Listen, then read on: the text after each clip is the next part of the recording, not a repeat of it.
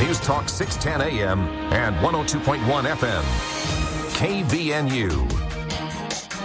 5:05 now on this sunny Wednesday afternoon as we head into Hour 2 of KVNU's For the People show. I'm Will Federlight in the KVNU studios with our top local story. Well, a Salt Lake City man has pleaded guilty to multiple felonies after choking a Logan woman, threatening her with a knife, and fighting with responding police.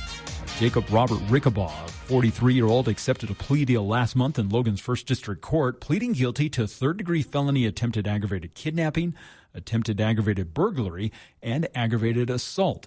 Now, 6 other charges were dismissed by prosecutors. Officers arrested Rickabaugh back on March 21st after responding to a reported domestic dispute at a Logan residence. Now, prosecutors say that Rickabaugh had become violent when the victim had tried to end their relationship, choking her with a sweatshirt and holding her at knife point. Now, when officers arrived, the distraught victim mouthed that Rickabaugh was armed. He physically fought with officers and deputies during his arrest, reportedly stating that he intended to use the concealed knife against law enforcement to try to avoid returning to prison. Now, Rickabaugh remains in the Cache County Jail without bail and is scheduled to be sentenced coming up on July 6th. Meanwhile, a woman was found dead earlier this week at a Moab park who likely died after falling about 40 feet from a tree, according to law enforcement. Now, a resident walking through Swanee Park had discovered the woman's body at about 6:15, partially covered by a large fallen branch. Now, emergency personnel determined that the woman, who is in her mid-30s, had died hours earlier.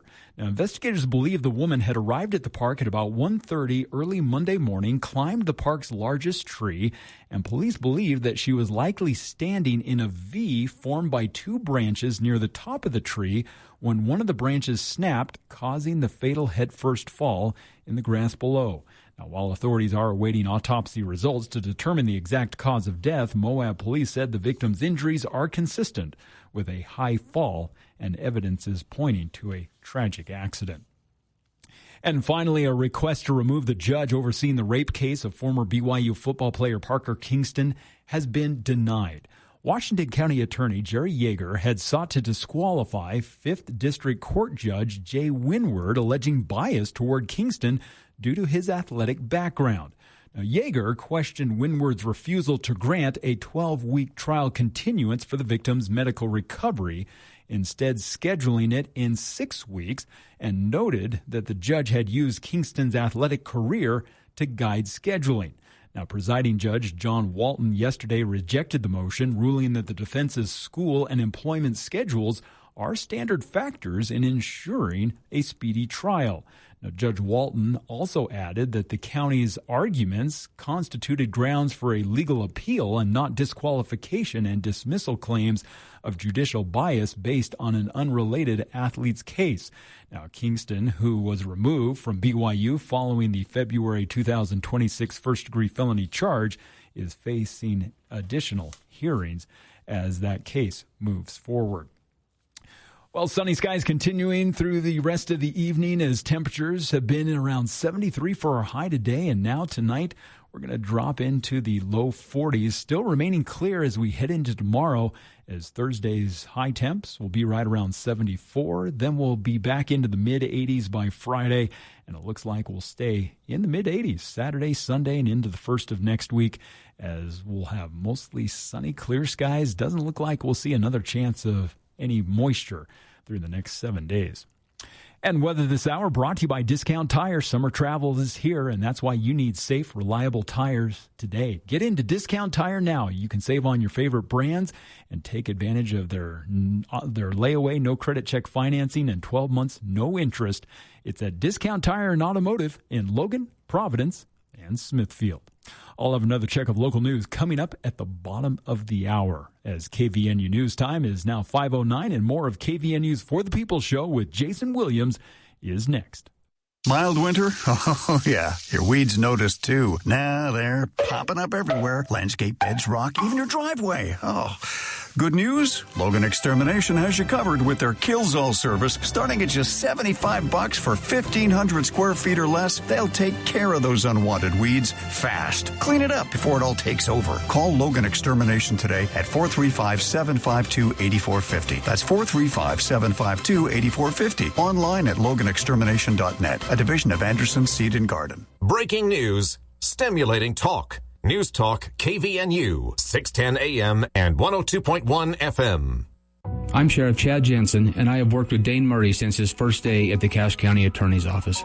I've seen firsthand his commitment to victims, public safety, and justice. Dane has spent his career holding offenders accountable while helping victims and their families move forward. He's a trusted legal advisor, an experienced prosecutor, and a leader I rely on. I trust Dane Murray, and I'm proud to support him for Cache County Attorney. I hope you'll join me. Paid for by Dane Murray for Cache County Attorney. Vote Dane Murray. No matter what the conditions, DD Auto and Salvage can get your vehicle up and off your property. Now is the time to plan to make extra cash by calling DD Auto and Salvage and moving that old vehicle. Let them pay you for that junk vehicle. DD Auto and Salvage makes it so easy to get rid of your junker vehicles, paying you the most money possible.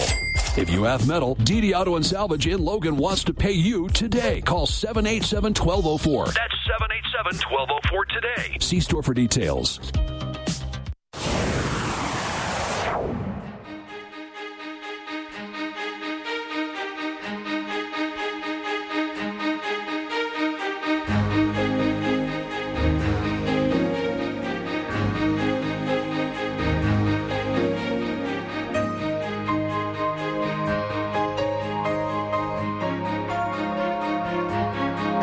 Welcome back to KVN News for the People. Hour 2 of today's show, 71 degrees here at the Radio Ranch at 5:11 in the afternoon. Thank you for tuning in.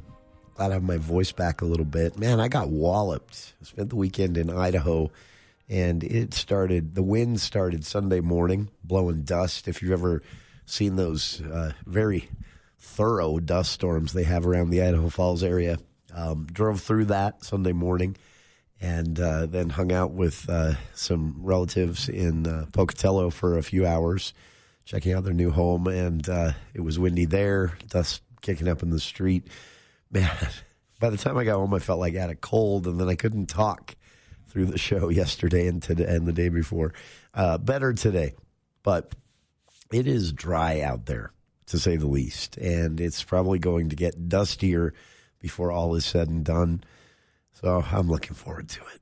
So a listener asked if I would actually run through I wrapped up last hour with kind of a tongue-in-cheek how not to get gored by a bison list that Yellowstone National Park sent out after there was a very close call for a Florida man last year. Their list has 6 points on it, and I summarize it all by saying, don't get close to him. That's it. If you look at the list, so a listener wanted me to actually read the list. Okay, fair enough, because we do have a lot of bison in Antelope Island as well. Here's the actual list, no snark whatsoever. If you see a bison and it stops what it's doing and starts paying attention to you, you are too close. Even if you're a long ways away, if it is looking at you and staring at you and keeps looking back at you, it doesn't like you being as close as you are. So even if you feel you're not very far or not very close, the bison thinks you are. Back away slowly. If a bison is in the middle of the road, wait for it to pass. Do not get out of your vehicle. If bison is on the side of the road, slowly drive past. But again, do not get out of your vehicle. If you see a bison in the distance, leave it there. Don't walk across the open meadow to get closer to it for a selfie. If you're hiking and a bison is close to you or on your trail, you should either back away or return the way you came or leave the trail. Give the animal a pretty wide berth, basically. And it is okay, though this is usually against the rules in Yellowstone, it is okay to go off trail if your safety is at risk because of bison, bear, or moose. Which, by the way, bison and moose, I mean, everyone knows, I think, instinctively to be conscious of bear when you're in Yellowstone, even just driving through. no one realizes that there are more injuries and deaths each year in national parks with wildlife from moose and bison than there are grizzly bears.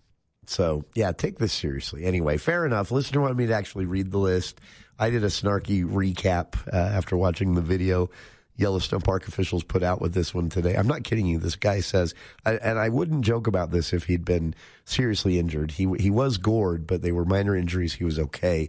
But in this video, he's standing at the end of this walkway. The bison are 15, 20 feet from him, all, with their butts to him. But they turn around and look at him at a certain point, and then they start, kind of jogging quickly in circles. And he turns to whoever's filming him and says, "Oh, look, they got the zoomies."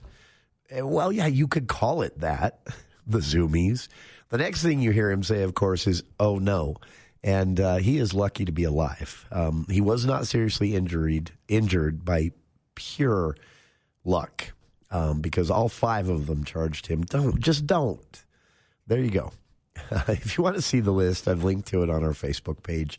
All right, speaking of getting outdoors, we have a lot to talk about. Again, I'm keeping a close eye on this.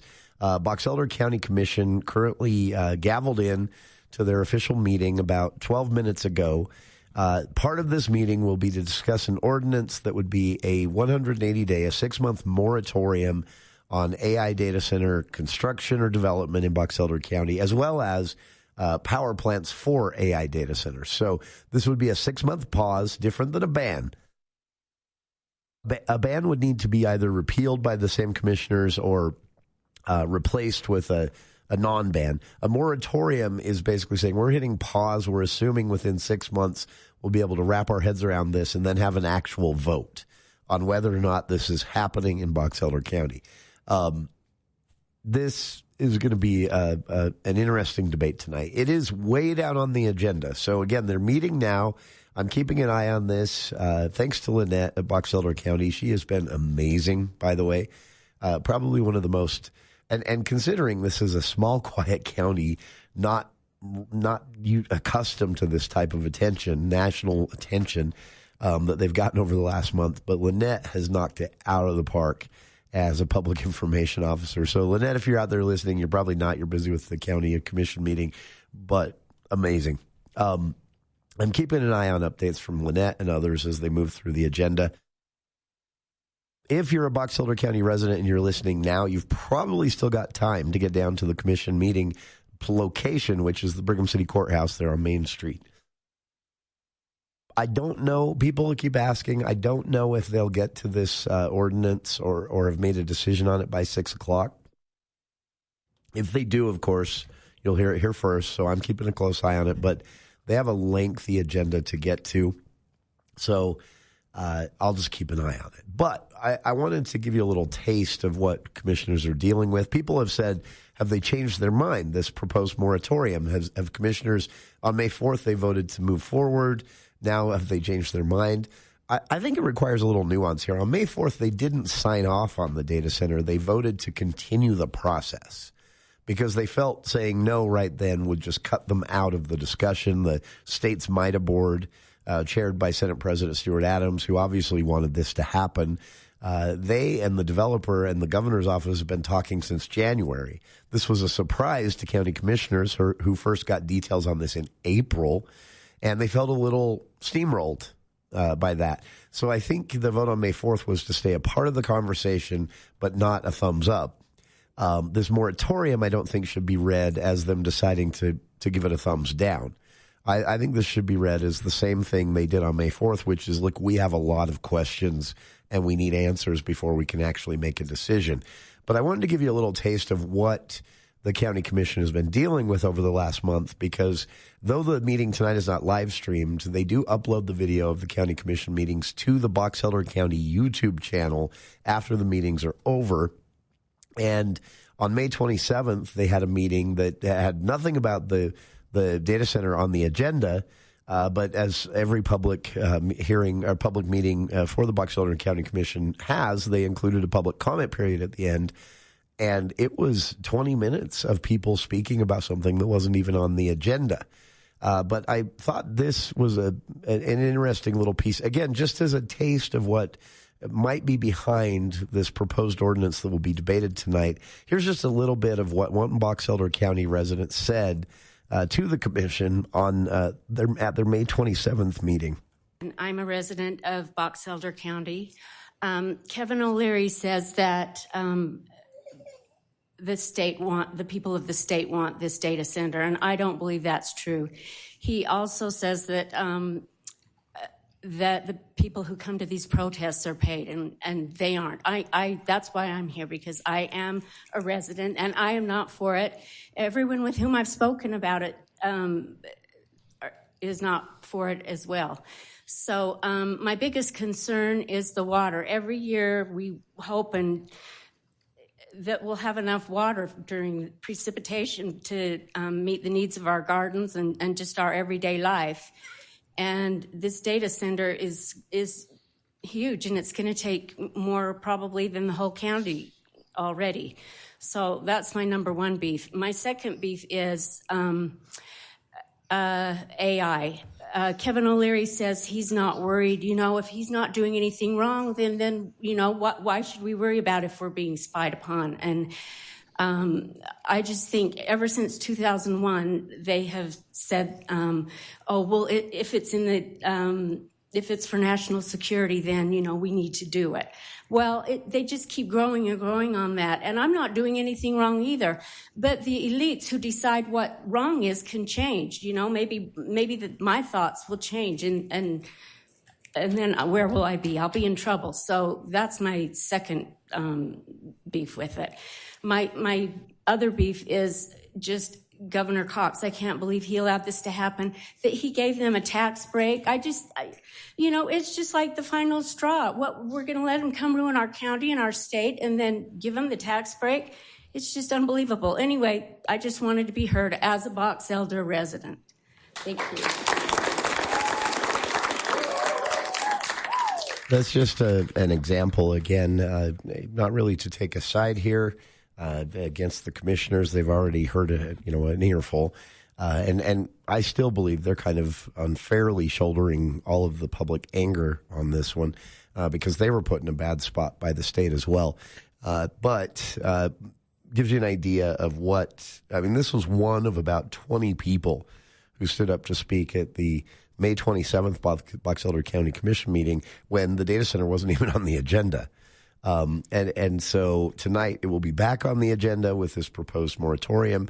If I had to guess why the proposed 6-month moratorium is on the agenda tonight, it's probably because they've heard very little other than this since this story first broke in late April, and they took that first vote on May 4th. Tough spot for Box Elder County, honestly. I do agree with the commissioners who have not said it outright, but have hinted at it, that the state, the MITA board specifically, really wanted this to happen, working with the developer who obviously really wants it to happen, a lot of money in this, and they just kind of shoved it out on the Box Elder County Commission, assuming, I don't know what they assumed really, that they would just vote yes and the construction would start. I'm surprised that the MITA board members, who include a couple of lawmakers, did not see any of this pushback coming.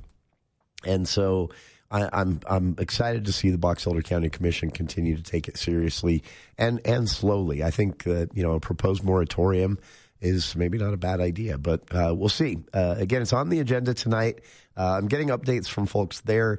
They have not discussed it yet. There was a lot of regular business before they get to 4 different ordinances that will be discussed tonight, and the data center ordinance will be last on that list. So if any decision is made by 6 o'clock, you'll hear it here on the show first. I'm not sure they'll get to it in an hour, so we'll see. Fingers crossed that we have some news to tell everyone out there listening, because I know a lot of Box Elder residents who couldn't make it to the meeting tonight have been texting and asking, and even a couple of phone calls here during the break at the top of the hour. So as soon as we know anything, I promise I will tell you. All right. Coming up, Nipley City announcing a new bike park. It's a very cool park.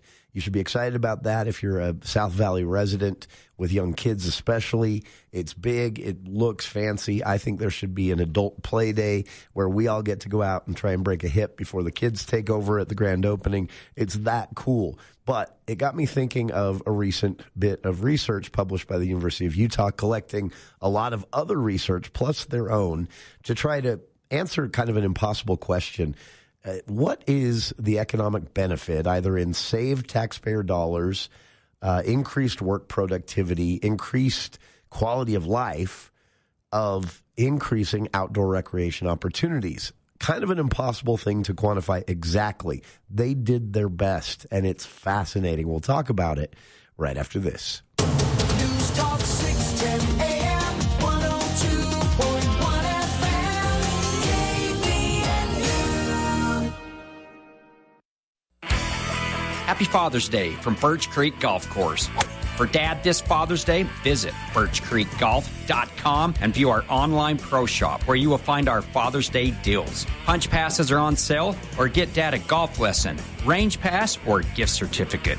So for Dad this Father's Day, choose Birch Creek and visit our online pro shop. And happy Father's Day, Dad, from your friends at Birch Creek in Smithfield.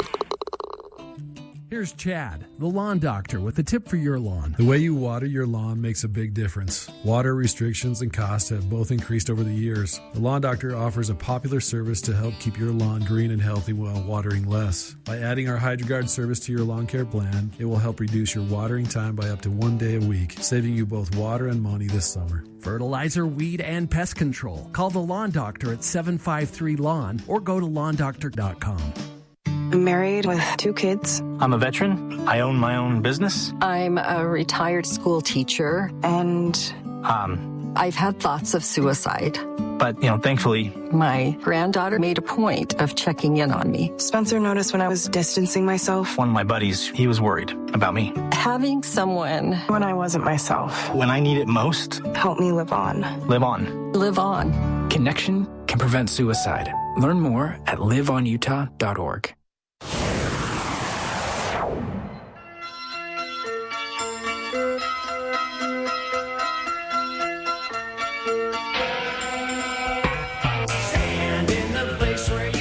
Welcome back to KVNU's For the People. Just an unexpected interruption to our schedule here. We're still going to talk about this amazing research trying to quantify the impossible, but coming close at least. What are the economic benefits, the workplace productivity benefits, the taxpayer dollars saved benefits of outdoor recreation?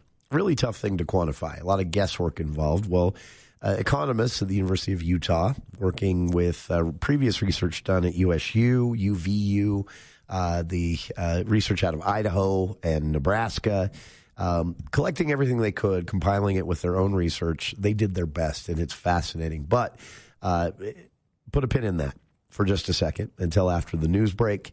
This is a good reminder for everyone. Apparently at about 1:30 this afternoon, in the Ensign Peak area of the Salt Lake City foothills, a wildfire was sparked. Now, as of yet, the State Forester's Office and Utah Fire Info aren't declaring an official cause of the fire, but, not a lot of storm and lightning activity today. So have to assume this was likely human-caused. But just to put things in perspective, how dry they are out there, those foothill areas near Ensign Peak in Salt Lake City, this fire, they called this the Sandhurst 2 fire. It's the second one of the year. This fire started at 1:20, and by 2:15, they were issuing evacuation warnings for nearly 75 homes. It's dry out there already. The wind recently and the heat, despite the little bit of rain we got, they've just increased that. National Weather Service is actually issuing a red flag warning for a good chunk of the state south of us so far, in the the lower part of the Wasatch Front, South Wasatch Front, Salt Lake City and Utah County areas. But much of the state forester says, is predicted to get wind gusts. Some of those could be sustained and as high as 40 miles an hour. Already low relative humidity out there. So these factors combined, the National Weather Service is calling the majority of Utah a critical fire weather condition status. The state forester said in a statement just a few minutes ago, emailed out that we expect fire to happen at these times, and we are at these times. So everyone has been alerted of that. The warning does expire at 10 a.m. tomorrow morning, but firefighters throughout Utah apparently are on alert due to the wind, already dry and conditions, lack of humidity, and plentiful fuel out there, despite it being, just an average wet spring and no snowpack to keep those rivers high. Still a lot of wildfire concern out there. So we all think of this, I know, as kind of a 4th of July thing, and we're a ways from that. Unfortunately, we're already there. So again, this wildfire apparently sparked this afternoon at the Ensign Peak area in Salt Lake, and because of the wind, it spread so quickly. Less than 45 minutes later, they were evacuating 75 homes there in the Salt Lake foothills. And I'll just put it this way. They are only a bit drier than us in those foothills there. So be careful out there, Cache Valley. Let's not burn it down this summer. We've had a good track record. Let's keep it up.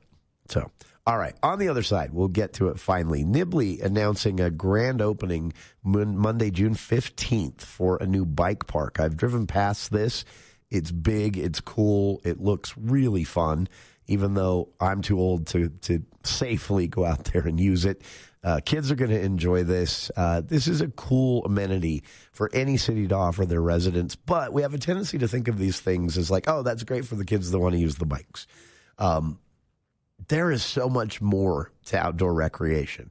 And it reminded me that recently the University of Utah published this study where they took research from all around the Intermountain West and even some Midwest universities, including Utah State University and UVU, research out of Idaho, Nevada, New Mexico, and they compiled it all. And economists at the University of Utah did their best to try to do the impossible, which is quantify actually put a dollar amount where possible on what the benefits of outdoor recreation are.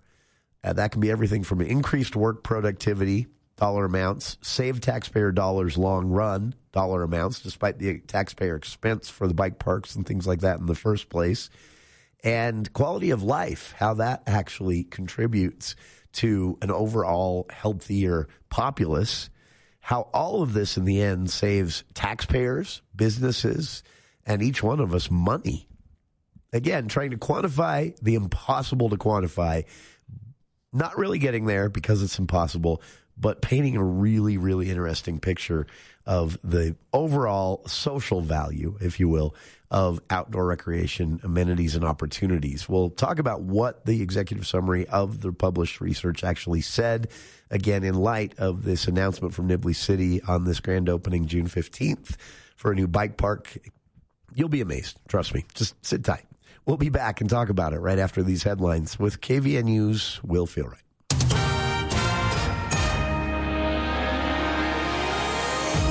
Well, thank you, Jason. With mail-in ballots now arriving for the upcoming primary election, the Cache County Clerk's Office is reminding residents of several crucial deadlines and ballot drop box locations. Now, all ballots must be received by the clerk's office no later than 8 o'clock on primary election day, Tuesday, June 23rd. Now, County Clerk Bryson Bem is recommending to mail your ballot through the U.S. Postal Service no later than June 16th to guarantee timely arrival. Now, alternatively, voters can also use secure drop boxes that are located in 17 communities across the county, including Logan, Hiram, Smithfield, and local town halls. Now, the deadline to register to vote online or in person and automatically receive a mail-in ballot is this Friday, June 12th. Now, for residents who prefer to vote in person, early voting will run next week from noon to 6 o'clock at the Cache County Administration Building. In other news, a judge has dismissed a criminal case against a former Salt Lake City police officer, Jeff Loosely, ending a nearly 4-year prosecution involving sexual battery allegations. Now, Loosely was charged back in October of 2022 after a female colleague had accused him of slapping her on the behind during a training event. Now, 3rd District Court Judge Kara Pettit dismissed the 2 Class A misdemeanor counts at the state's request earlier this week. Now, Salt Lake County District Attorney Sim Gill had stated that the dismissal followed an informal diversion agreement that was supported by the victim. Now, Loosely had completed community service and attended classes and also wrote a letter of apology to the victim. The prolonged case, though, has drawn criticism regarding taxpayer costs and delays. Loosely spent 13 months on paid administrative leave, costing the county over $144,000 in salary and benefits before leaving the department. And finally, a 23-year-old St. George woman is accused of severely abusing her 2 young children and leaving them alone in an apartment for several days, according to court documents. Olivia Miller is facing 2 counts of aggravated child abuse, first-degree felonies, and 2 counts of child abandonment, third-degree felonies. Now, police say they began investigating Miller earlier this month after the children's father had reported that he had not heard from his estranged wife for several days. Now, after receiving a troubling message from her early in the week, he went to her apartment and found the children ages 2 and 4 alone. Now, authorities said that both children suffered serious injuries, including facial swelling, bruising, and in the older child's case, a fractured vertebrae. Now, investigators also found bloodstains inside the residence. Miller was later identified as a woman already in jail in the Washington County Jail on unrelated charges stemming from a June 3rd incident. Now, she remains being held without bail. Well, we're going to see clear skies continuing through the rest of the afternoon and into tonight, as temperatures this evening dropping into the low 40s. Tomorrow, more sunny weather, as temperatures Thursday will be right around 74 for our high. We'll get back into the mid-80s on Friday and stay in the mid-80s for Saturday and Sunday and into the first of next week. Looks like through the next 7 days, we're going to continue to see clear skies. And weather this hour brought to you by Bell Sculpt. They can help get rid of stubborn fat for good, sculpting areas like your abs, arms, and thighs, giving you permanent weight loss solutions. It's Bell Sculpt. Call them today at 801-335-5388. And I'll have another check of local news coming up at 6:30. More of KVNU's For the People show with Jason Williams is on the way next. This is a special report from ABC News. I'm Dave Packer. A second consecutive night of U.S. strikes on Iran. The U.S. says the attacks are in response to Iran's continued aggression, including missile and drone attacks targeting U.S. bases and the downing of a U.S. Apache helicopter. Secretary Pete Hegseth visiting CENTCOM headquarters in Florida today. As President Trump said, they've been tapping. You can see when someone's trying to tap on a deal. Instead, they're going to have tap bombs dropping on key facilities in Iran from the United States of America. And that's not because we want to restart anything we don't have to restart. ABC Chief Global Affairs Correspondent Martha Raddatz is in Jerusalem. Whether these strikes will force Iran to the negotiating table is unclear, but with this new wave of attacks ongoing, what does seem clear is that this ceasefire appears to be over for now. Iran tonight saying following repeated violations of the ceasefire by the U.S., the Strait of Hormuz will be closed until further notice. This is ABC News. Broken appliance? Don't replace it before you call Daryl's Appliance. This is Jay at Daryl's. Our expert technicians serve all of Cache Valley and back every repair with our exclusive no-risk repair promise. If you change your mind, we'll apply part of your service call towards a new appliance. No risk, no pressure, just real solutions. We don't just fix appliances, we're here to take care of you. Daryl's Appliance, Cache Valley's trusted repair experts. Call us today. Daryl's Appliance, west on Airport Road. Bring back what you've been missing. Bring back Cache Valley Hearing and Audiology. Cache Valley Hearing and Audiology is Cache Valley's most trusted name in hearing aid technology. Schedule a free hearing evaluation with Dr. Paul Daines, where he can customize a hearing improvement program to meet your needs. Call 753-HEAR or visit CacheHearing.com. Back what you've been missing. Bring back Cache Valley Hearing and Audiology. Hey, business owners, when it comes to your commercial insurance policies, you deserve the best. This is Matt Robbins with the Alera Group, formerly Quality First Insurance. As an independent auto owners agency, we have access to many carriers and will give you options. We work hard to protect your business because you've worked hard to build it. Let's give your insurance package a fresh look. You've got nothing to lose and everything to gain. Give us a call, 435-752-0101.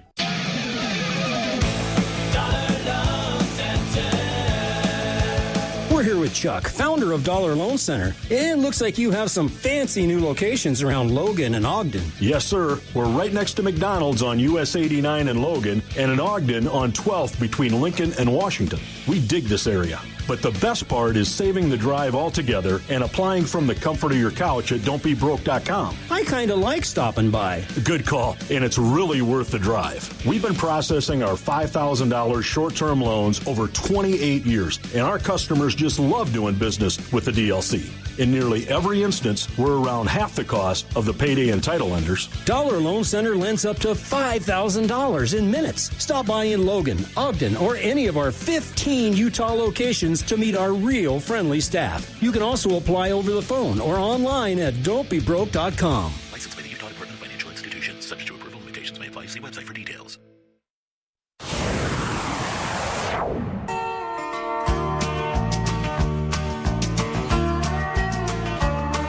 You may think that I'm talking foolish. Welcome back to KVN News for the People.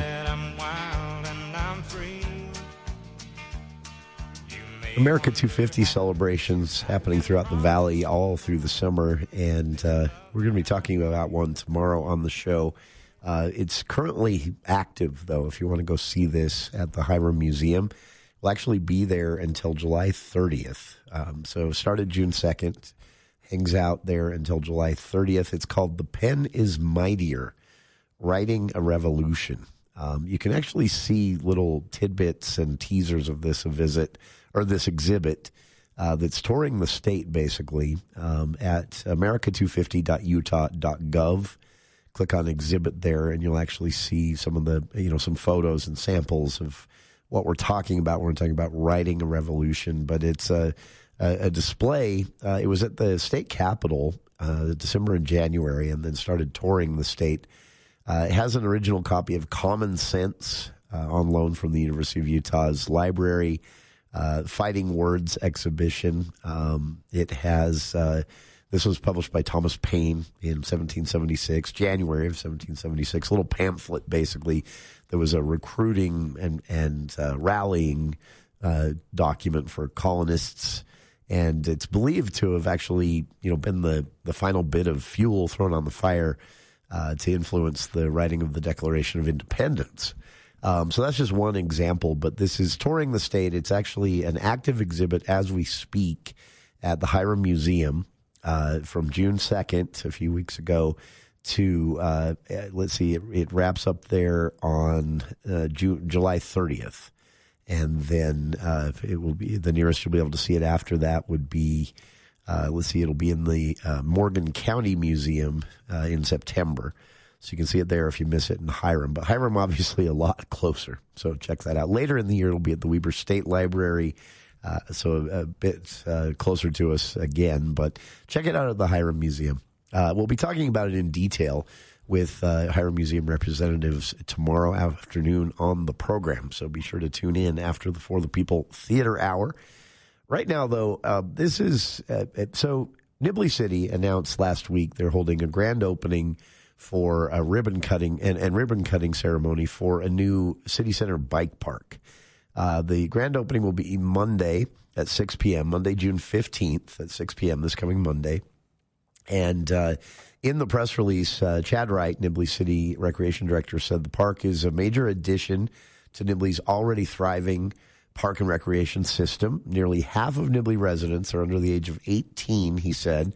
And we wanted to make sure that we're at least starting the process of getting this demographic out and in the community and active and interacting. They brought in some really creative designers on this one. Wright said the design is brilliant. It's a bike playground area suited for younger and less experienced riders to play safely. But it also features next level attractions as well for more advanced riders. There is something called an epic pump track. I don't know what that is, but I'm sure if you have teens, they can tell you. Suitable for advanced riders. So, this is a really cool design. And the challenge here, of course, is to combat what is a more and more sedentary lifestyle among young people, thanks to our devices. It's not just a young people thing. I know a lot of adults like to look down their nose at Gen Z and Gen Alpha and tut about how glued to their screens. I don't know if you looked at yourself. I've had a problem with it too. I don't think it's just the youths. I think we've all been kind of captured by these devices, but at least to some extent, right? It reminded me of something I read a little while ago, that about a month ago, that was published by the University of Utah before the end of their school year. That was a bit of research they did, but it was also collecting research from all around the Intermountain West. Utah State University research was included. There was stuff from New Mexico, Nebraska, Idaho, Nevada, Colorado universities. And basically what they were trying to do, economists at the University of Utah were trying to do the impossible, which is to quantify, to put a dollar amount on recreational amenities offered by cities.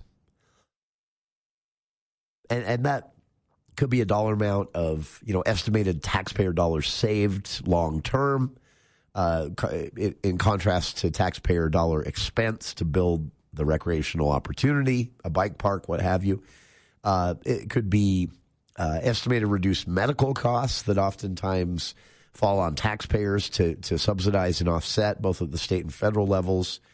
It could there could be a economic benefit to crime reduction, social cohesion, environmental issues like heat mitigation and air quality, which then attract businesses. If your air quality is better, you're going to get more businesses wanting to stay or even migrate to your area to provide jobs.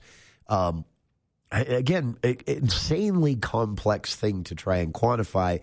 And they admit right from the start in the publication that this is impossible. A lot of this is guesswork. But it's educated guesswork, and they did their best. And here are some of their findings. So with, again, the grand opening next Monday at 6 p.m. in Nibley of the new bike park in mind, all of the new amenities Logan City has talked about. We've had Mayor Anderson and Mayor Daines before him in the studio. Something like 40 miles of bike trail that exist in Cache Valley now. Or sorry, 14, not 40. You can ride, when this is all said and done, you'll be able to ride from the Matthew Logan Canyon to Petersboro on a bike safely. I know bikes aren't for everybody, but those are just some examples I can think of quickly. There are a lot of others as well out there, including Logan River cleanup efforts. If you've been in that area recently, really nice place to hang out with the dog on leash, unless they're playing in the river. All of us know how great it is to have these things within walking distance, right? And we generally have an idea that it's overall a good. We all have, I think, concepts of mental health benefits, getting outside, walking. Walking a mile a day, every doctor will tell you, reduces stress, lowers blood pressure, it alleviates anxiety and depression if you're struggling with that. Can clear your head to meet a complex challenge on the job or maybe some trouble in the family or home life.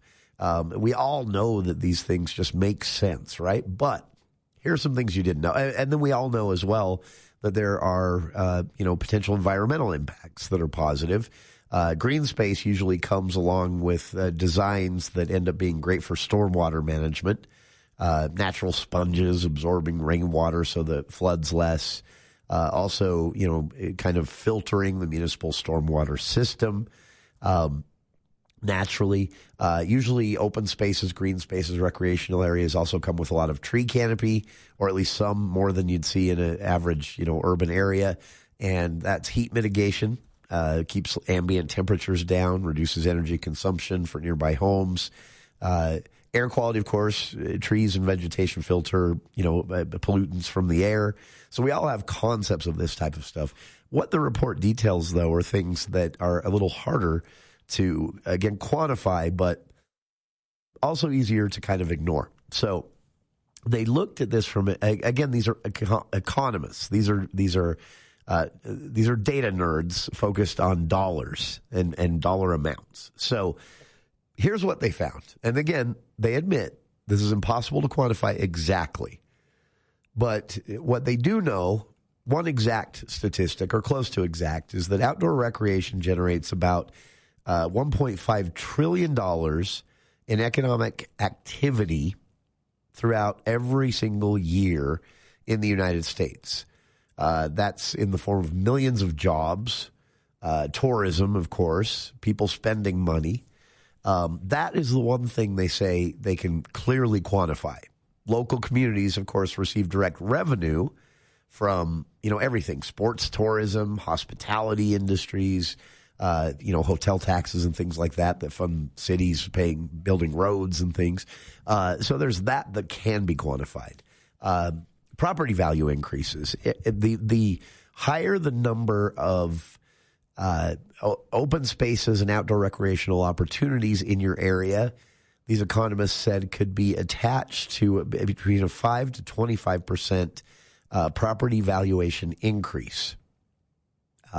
So greater property value for property owners. Now, of course, that comes with greater property tax revenues, of course, for local governments. So there's that. But greater property value just because you are closer to public outdoor recreation opportunities. That can be quantified as well. And then what else can be quantified is business attraction, a clear connection between numerous high-quality public spaces and outdoor recreation opportunities for all ages, old to young, in a city area fall into the, quote, livability category, which they know from looking at housing industry data is a top concern for businesses because they know it's a top concern for their potential employee recruits. They want to live near that stuff. So these are the things that can be quantified. What can't be quantified, but what economists say is very obviously in the mix. Physical health, access to parks and recreation programs and outdoor recreation opportunities, even in the wintertime when we're all just doing less of it. Doctors know this. Health experts with state and county health departments know this. The more outdoor recreation opportunity a community has, the lower you'll see in frequency of obesity, high blood pressure, other chronic diseases like heart disease, directly connected by the data. Mental health, same thing. Lower incidence of treatments for depression, anxiety, and even things like suicidal ideation. They decrease the more opportunity a person has to spend outside moving, regardless of how they're doing it. And of course, child development, also hard to quantify. Clear connection though. Places to play, not just organized sports and little league games and things like that, but parks, trails, places for parents who maybe don't have a lot of time or money to get out and get their kids doing something and having fun when you can't afford to take the whole family to, considering movie ticket prices now, things like that. Again, hard to quantify, obviously connected. That's basically what this entire set of research concludes. Some other things that they couldn't exactly quantify, but that save taxpayers' dollars long run, increased productivity at work. Hard to quantify, obvious connection. The more outdoor recreation there is in an area, the more productivity employers are seeing from their employees. This, of course, goes hand in hand with, the community as well, social cohesion, rec centers, public green spaces, things like that. They tend to bring communities together and also increase the opportunity for what economists refer to as community drop-in programs, summer schools, things like that, and inclusivity, basically, self-confidence for children, directly tied to being out and interacting with other people. That doesn't just happen in the classroom. It can happen at a public park, on a walking trail, a hiking trail. And then, of course, growth, economic growth in general. Again, hard to quantify, clear connection, the study says. Outdoor recreation leads to, it actually guaranteed generates a massive amount of economic output. Millions of jobs, obviously in the tourism industry and other places. I talked about this already, increased property values and more. This is the one that kind of surprised me. They call it community capital, and that includes crime reduction. It's park spaces, well-maintained community centers, and even communal gathering areas, whether it be a park, a river trail, a hiking trail, whatever it is. It's directly tied to what economists believe is their eyes on the street theory. More people out, more people knowing who their neighbors are, the less crime. Makes sense, right? Again, impossible to quantify, obvious, clear connection. It's a fascinating bit of research, but when you see an announcement like Nibley City opening a bike park, grand opening next Monday at 6 p.m. there in Nibley, you might not think it applies to you. It very much does. I've linked to this on our Facebook page if you'd like to actually download it and read it. It's a bit nerdy, but man, is it fascinating. Link on the Facebook page again, and we'll be back right after this.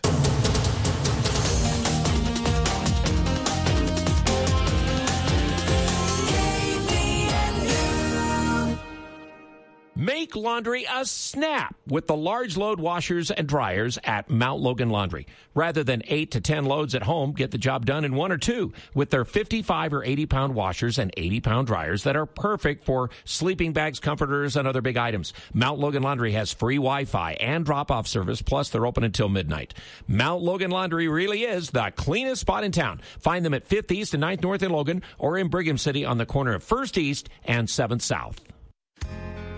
This is Dr. Josh Red with Red River Health and Wellness. You already know us for helping people get real answers. Now, we're taking that care even further. We are expanding services to include advanced wellness therapies like ozone treatments, IV therapy, hormone optimization, and targeted peptides. These aren't trends, they're tools. Tools designed to support energy, recovery, immune health, hormone balance, and overall performance. Used strategically, medically guided, and tailored to you. If you ever felt like you're doing all the right things but still not feeling right, this is the next step, because feeling better isn't about masking symptoms. It's about supporting the systems that run your body. Red River Health and Wellness, because your health deserves more than guesswork. Learn more or schedule a consultation at redriverhealthandwellness.com. Call Red River Health and Wellness at 855-55-RIVER. Call Red River today. Cache County has had 5 county attorneys in 5 years. That's not normal, and it's not good for our county. I'm Brett Chambers, running to restore stability and experienced leadership to the county attorney's office. I've spent over a decade protecting private property rights and advising on land use. I'm endorsed by over 38 local attorneys, prosecutors, public defenders, and every practice area in between. On June 23rd, I'm asking for your vote. God bless America, and God bless Cache County. Paid for by the committee to elect Brett Chambers. This is attorney Jace Allen. At the Allies Law Firm, we know most clients care about one thing, achieving the best possible outcome. Not how many hours their lawyers build, not confusing invoices, a clear strategy, and strong representation. That's why many of our estate planning, probate, and divorce services are offered with transparent, flat fees, so you know what to expect from the start. Whether you're protecting your family, navigating probate, or facing a difficult divorce, we are your allies. The Allies Law Firm. We plan, we fight, you win.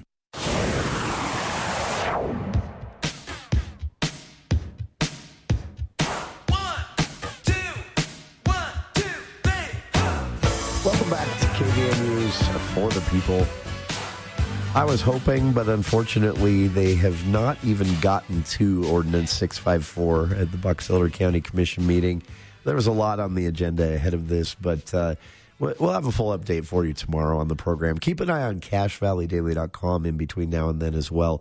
As soon as a decision is made, we'll have news there for you. But again, the Box Elder County commissioners will be debating Ordinance 654, a 180-day moratorium, land use moratorium on AI data centers or AI data center-related power plants. Pretty big deal. Again, by hitting the 6-month pause button, this ordinance would be. So we'll see how it turns out. They're still discussing it, as I understand. They have taken up the debate, but they're still talking it over. So no vote yet, unfortunately. Tune in tomorrow on the program For the People Theater Hour with Charlie Schill, of course, Thursdays at 4. After that, we'll be talking about this Pen is Mightier Than the Sword exhibit at the Hiram Museum. This is part of the America 250 celebration here in Utah. The pen is mightier, writing a revolution. The connection of writing, pamphlets, essays, words in the day and age, a long time before social media, how all of these things contributed to the Declaration of Independence, American Revolution, and more. It's on display at the Hiram Museum. We'll talk about it tomorrow here on KVNU Logan. Dave Ramsey is next.